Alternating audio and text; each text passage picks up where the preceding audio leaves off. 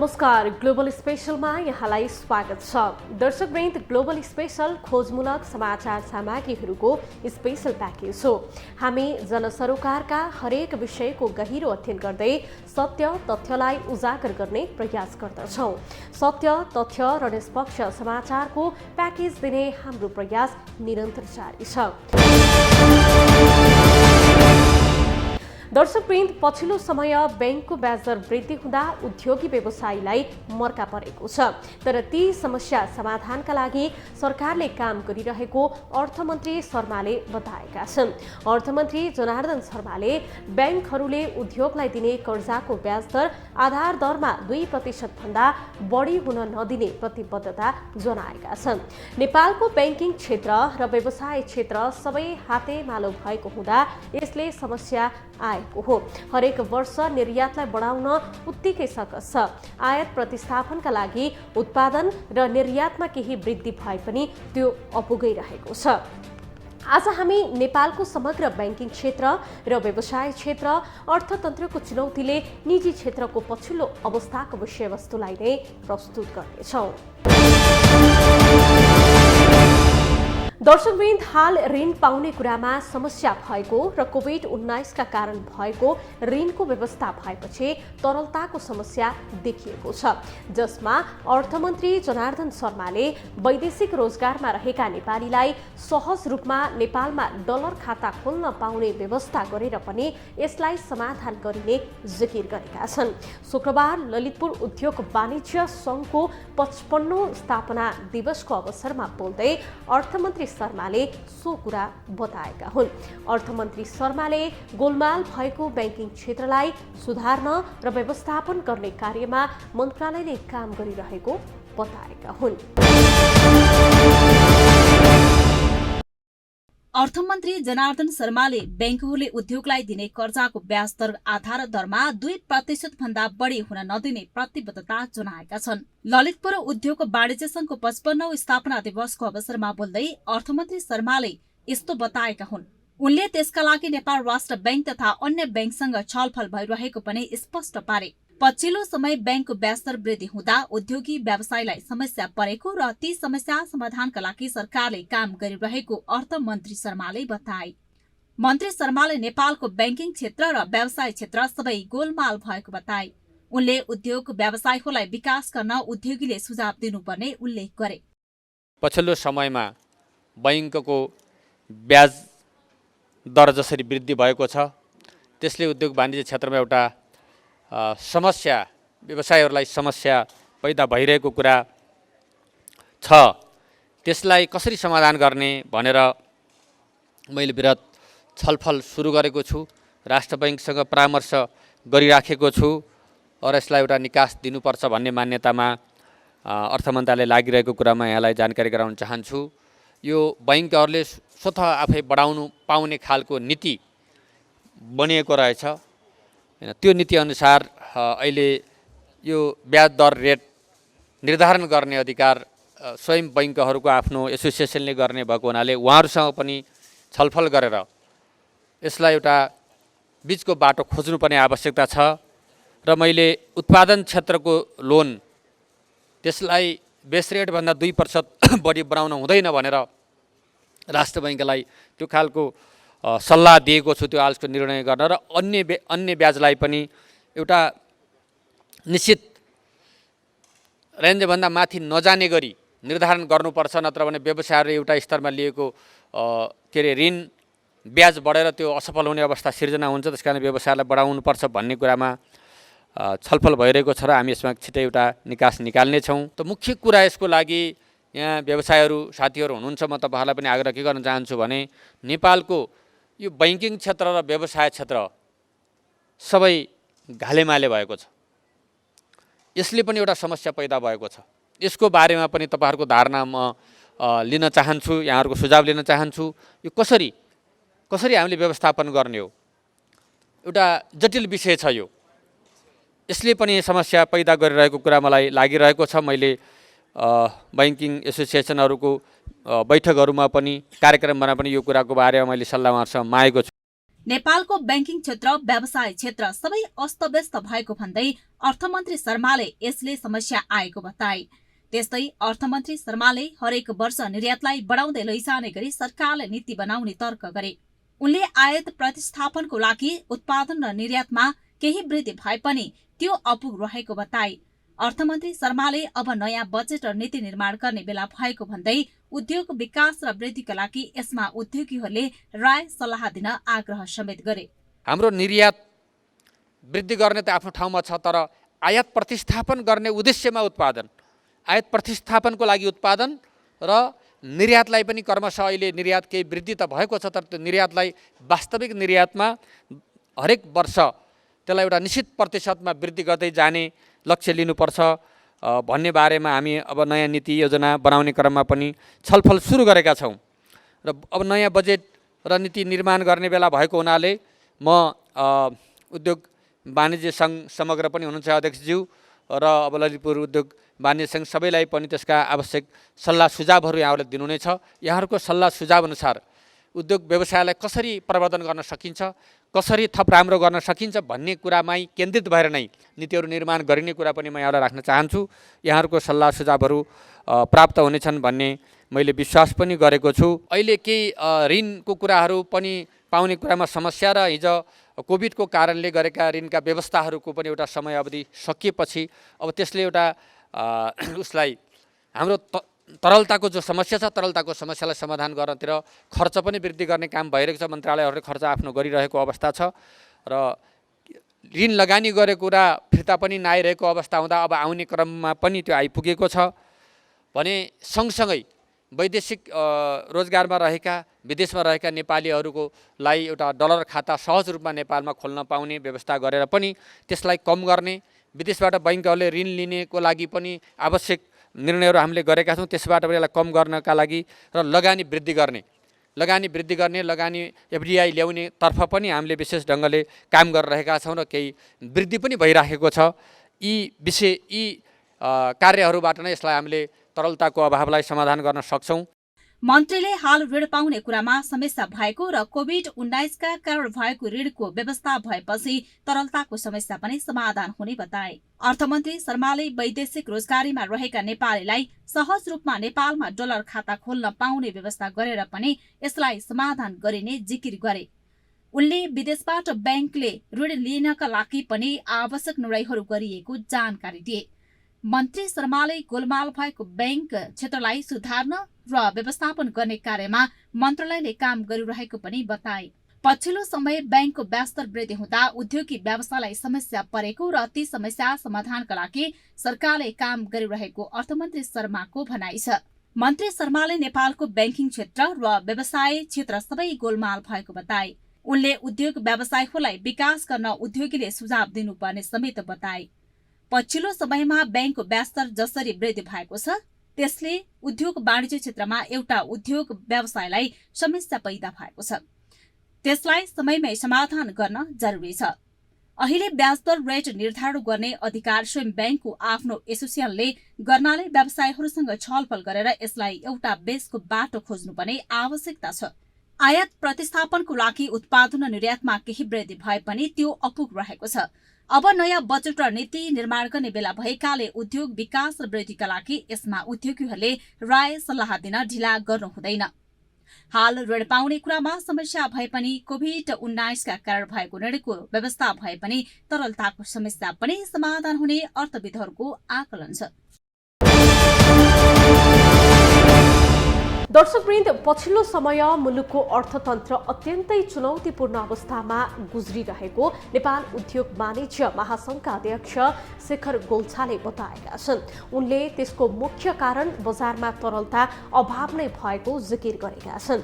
अध्यक्ष गोल्छाले अहिले सरकारी कर्मचारी तथा राजनीतिक व्यक्तिले तरलताको समस्या उद्योगी व्यवसायीको मात्रै भएको भन्ने गरेको भन्दै तरलताको समस्यामा कोही पनि अछुतो नरहेको तर्क गरे। ललितपुर उद्योग वाणिज्य सङ्घको 55औं स्थापना दिवसको अवसरमा शुक्रबार अध्यक्ष गोल्छाले मुलुकको अर्थतन्त्रमा देखिएका चुनौतीले निजी क्षेत्रको मनोबल उच्च रूपमा गिराएको तर्क गरेका हुन्। नेपाल उद्योग वाणिज्य महासङ्घका अध्यक्ष शेखर गोल्छाले अहिलेको अर्थतन्त्रको चुनौतीले निजी क्षेत्रको मनोबल उच्च रूपमा गिरेको बताएका छन्। ललितपुर उद्योग वाणिज्य सङ्घको 55औं स्थापना दिवसको अवसरमा शुक्रबार अध्यक्ष गोल्छाले मुलुकको अर्थतन्त्रमा देखिएका चुनौतीले निजी क्षेत्रको मनोबल उच्च रूपमा गिरेको बताए। उनले उद्योग व्यवसायमा काम गरेको 35 वर्षको अनुभवमा पहिलो पटक निजी क्षेत्रको मनोबल उच्च रूपमा खस्किएको दावी गरे। पछिल्लो समय मुलुकको अर्थतन्त्र अत्यन्तै चुनौतीपूर्ण अवस्थामा पुगेको उल्लेख गर्दै अध्यक्ष गोल्छाले त्यसको मुख्य कारण बजारमा तरलता अभाव नै भएको जिकिर गरे। अध्यक्ष गोल्छाले मुलुकको शोधानन्तर स्थिति र बैंकको कर्जाको ब्याजदर उच्च वृद्धि तरलता अभावको कारण भएको बताए। अहिले सरकारी कर्मचारी तथा राजनीतिक व्यक्तिले तरलताको समस्या उद्योग व्यवसायीको मात्रै भएको भन्ने गरेको भन्दै अध्यक्ष गोल्छाले तरलताको समस्यामा कोही पनि अछुतो नरहेको बताए। उनले तरलताको समस्या तत्काल समाधान गर्नुपर्ने जरुरी भए पनि सरकारको ध्यान समस्या समाधान गर्नेतर्फ नगएको गुनासो गरे। अध्यक्ष गोल्छाले सरकारले अर्थतन्त्रमा देखिएका समस्या प्राथमिकताका आधारमा समाधान नगर्ने हो भने आगामी दिनमा अर्थतन्त्रले विकराल रूप लिन सक्ने चेतावनी समेत दिए। अध्यक्ष गोल्छाले घर धितो राखेर विदेश गएका नेपाली युवाले पठाउने रेमिट्यान्स बढाउन सरकारले प्रोत्साहन दिनुपर्ने बताए। सरकारले उचित प्रोत्साहन दिए मात्रै बैंकिङ च्यानलबाट पैसा ल्याउन सकिने भन्दै गोल्छाले रेमिट्यान्स बैंकिङ च्यानलबाट मात्रै पठाउन पाउने नीति ल्याउन जायज नहुने बताए। सरकारले निजी क्षेत्रसँग छलफल गरेर नीति नियम ल्याउनु पर्नेमा व्यवसायीहरूले जोड दिएका छन्। सरकारले वस्तु आयातमा कडाई गर्ने नीति बनाउँदा उद्योग व्यवसायीसँग छलफल गरेर मात्रै ल्याउनु पर्ने उनीहरूको तर्क छ। व्यवसायीहरूले सरकारले अर्थतन्त्रको अवस्था हेरेर आयातित वस्तुलाई प्राथमिकतामा राख्नुपर्ने सुझाव दिँदै आएका छन्। म आफ्नो व्यक्तिगत अनुभवले हेर्ने हो भने म 35 वर्ष उद्योग व्यवसाय क्षेत्रमा लागिसकेको छु र मैले अहिलेसम्म पनि यस्तो समय देखेको छैन जब निजी क्षेत्रको मनोबल एकदमै खस्केको अवस्था रहेको छ र यस्तो अवस्था मैले पहिला देखेको छैन। हामीले विभिन्न पहिला पनि चुनौतीहरू नदेखेको होइन। भूकम्पमा थियो या राजनैतिक परिवर्तनको समयमा हाम्रो श्रम सम्बन्ध बिग्रेको सम्बन्धमा या भारतले जब नाकाबन्दी गरेको थियो, यस्ता किसिमका विभिन्न चुनौतीहरू हामीले देखेका थियौँ। तर अहिलेको जुन चुनौती रहेको छ यो पक्कै पनि यो चुनौतीले अहिले निजी क्षेत्रको मनोबल खस्काएको छ। यो समस्याको मुख्य जरो अहिले भएको तरलताको समस्या नै हो। हामी शोधानान्तर स्थितिको कुरा गर्छौँ या ब्याज दरको कुरा गर्छौँ, यो सबै कुरा तरलतासँगै जोडिएको छ र यो तरलताको समस्या उद्योगी व्यवसायीको समस्या मात्रै होइन। धेरै पटक जब पोलिटिकल पार्टिजहरूले पनि बोल्छन् या ब्युरोक्रेसीले पनि बोल्छन् या अन्य डेभलपमेन्ट एजेन्सिजहरूको पनि कुरा सुन्दाखेरि यो समस्या त उद्योगी व्यवसायीहरूको समस्या हो जस्तो एउटा इम्प्रेसन दिन्छन्। यो हामी सबै नेपालीहरूको समस्या हो। यसबाट कोही अछुतो रहन सक्दैन साथीहरू। र यो समस्या समाधान नगर्ने हो भने यसले हाम्रो अर्थतन्त्रमा जुन विकृति लिएर आउँछ, जुन चुनौतीहरू लिएर आउँछ, त्यसबाट हामी कोही पनि अछुतो बस्न सक्दैनौँ। हामी उद्योगी व्यवसायीहरूको यो समस्या मात्रै होइन, हामी त त्यसको एउटा माध्यम मात्रै हौँ। यो समस्या हामी सबैको हो। त्यसैले गर्दाखेरि यो गम्भीर समस्या रहेको छ। यो समाधान गर्नै पर्ने जरुरी छ। हामी सरकार यतातिर अलिकति गम्भीर नभएको पनि गुनासो गरेका छौँ, किनभने 8-9 महिना भइसक्यो अहिलेसम्म उद्योग वाणिज्य आपूर्ति मन्त्री समेत आफ्नो सिटमा बस्न सकेको छैन, उहाँहरूको नियुक्ति हुन सकेको छैन। भनेपछि हामी यति ठुलो सङ्कटको कुरा गर्दैछौँ, तर यो सङ्कटको लागि हामी अर्कै विषयलाई समाधान गर्नको लागि आफ्नो समय बर्बाद गर्दैछौँ र जुन समस्या अब हाम्रो टाउकोमा आइसक्यो यसलाई समस्या नगर्ने हो भने यो उद्योगी व्यवसायीहरू डुब्ने होइन सर। यो साथीहरू उद्योगी व्यवसायीहरू डुब्दैनन्, यसबाट सम्पूर्ण नेपालीहरू यसको पीडा भोग्छन् भनेर मैले यहाँ कुरा राख्न खोजेँ। र त्यसैले गर्दाखेरि यो समाधान अब प्रायोरिटी वाइज यसको सबै प्राथमिकताको साथ हामीले यसलाई समाधान नगर्ने हो भने आउने समय हाम्रो लागि एकदमै विकराल हुनेछ भन्ने कुरा मैले उद्योग वाणिज्य महासङ्घको अध्यक्षको हैसियतले बोल्दैछु। यस्तै नेपाल निर्माण व्यवसायी महासङ्घले सरकारले साना व्यवसायीको वृत्ति विकासमा निषेधको नीति लिएको आरोप लगाएका छन्। महासङ्घले काठमाडौँमा शुक्रबार पत्रकार सम्मेलन गरी यस्तो आरोप लगाएको हो। पत्रकार सम्मेलनमा महासङ्घका अध्यक्ष रवि सिंहले साना निर्माण व्यवसायीलाई सीमित ठेक्का लिन पाउने व्यवस्था गरेर निषेधको नीति लिएको बताए। तर ठुला निर्माण व्यवसायीलाई हरेक विधामा 3-3 वटा र 3 अर्ब भन्दा मुनिको काममा 5 वटा ठेक्का लिन पाउने व्यवस्था गरेको प्रति पनि महासङ्घको घोर आपत्ति रहेको उनले बताए।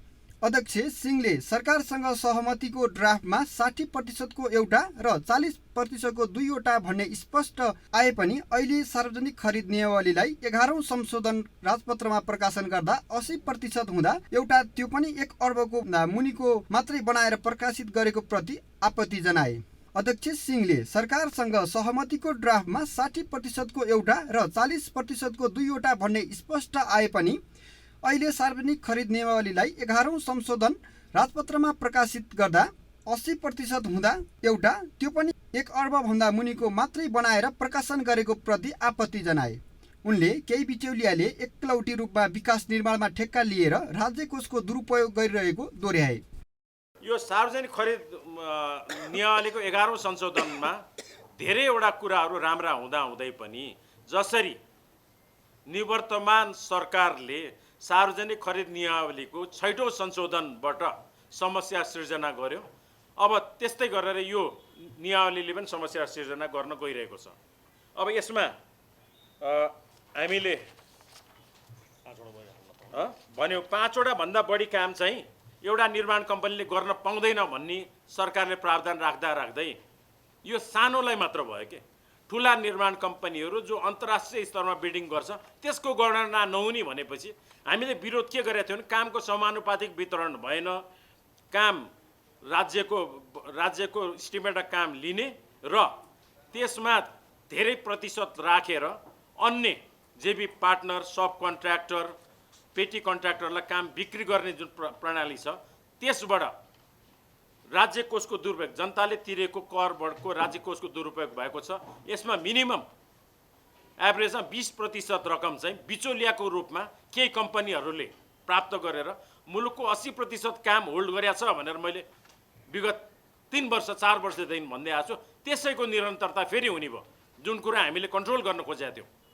5वटा भएपछि समानुपातिक वितरण हुन्छ, 20 अरब काम गर्नेले चाहिँ 50 करोडको काममा हस्तक्षेप गर्दैन भनेर। तर 20 अरबको काम अथवा अन्तर्राष्ट्रिय स्तरको काम चाहिँ एउटै विधाको 3-3वटा लिन पाउने भनेपछि 9वटा 10वटा विधा छ, 32वटा काम के भन्छ 30वटा काम लिन पाउने भयो र थप 5वटा काममा चाहिँ सानोमा पनि प्रतिस्पर्धा गर्न पाउने भयो भनेपछि यो सानोलाई ऐन ठुलोलाई चैन भन्ने कुरा चाहिँ दृष्टान्त भयो भनेर हामीले भनेका छौँ। त्यही नै हो। महासङ्घले 22औं बुधा काठमाडौँ घोषणापत्र सार्वजनिक गर्दै हाल बजारमा निर्माण सामग्री, बिटुमिन, नदीजन्य सामग्री, फलामजन्य सामग्री र सिमेन्ट लगायत हरेक सामानमा मूल्य वृद्धि नियन्त्रण नभएसम्म निर्माण होलिडे कायम गर्ने पनि बताएको छ। मुलुकको सुधानान्तर स्थिति र बैंकमा कर्जाको ब्याज दर उच्च वृद्धि र तरलता अभावको कारण भएको व्यवसायीको तर्क छ। सरकारले निजी क्षेत्रसँग छलफल गरेर नीति नियम ल्याउनु पर्नेमा व्यवसायीले जोड दिएका छन्। सरकारले वस्तु आयातमा कडाई गर्ने नीति बनाउँदा उद्योगी व्यवसायीसँग छलफल गरेर मात्रै ल्याउनु पर्ने उनीहरूको सुझाव छ। त्यस्तै नेपाल निर्माण व्यवसायी महासङ्घले सरकारले साना व्यवसायीको वृद्धि विकासमा निषेधको नीति लिएको आरोप लगाएको छ। महासङ्घले काठमाडौँमा शुक्रबार पत्रकार सम्मेलन गरी यस्तो आरोप लगाएको हो। पत्रकार सम्मेलनमा महासङ्घका अध्यक्ष रवि सिंहले साना निर्माण व्यवसायीलाई सीमित ठेक्का लिन पाउने व्यवस्था गरेर निषेधको नीति लिएको बताएका छन्। यता अर्थमन्त्री शर्माले भने अब नयाँ बजेट र नीति निर्माण गर्ने बेला आएको भन्दै उद्योग विकास र वृद्धिका लागि यसमा उद्योगीहरूले राय सल्लाह दिन आग्रह गरेका छन्। यसर्थ अहिले ब्याज दर रेट निर्धारण गर्ने अधिकार स्वयं बैंकको आफ्नो एसोसिएसनले गर्नाले व्यवसायीहरूसँग छलफल गरेर यसलाई एउटा बीचको बाटो खोज्नुपर्ने उत्तिकै आवश्यकता छ। हवस् त आजलाई ग्लोबल स्पेशल यति नै। भोलि अर्को विषयको सामग्री लिएर हामी आउने नै छौँ। तबसम्मका लागि तपाईँ ग्लोबल टेलिभिजन सँगै रहनुहोला। नमस्ते।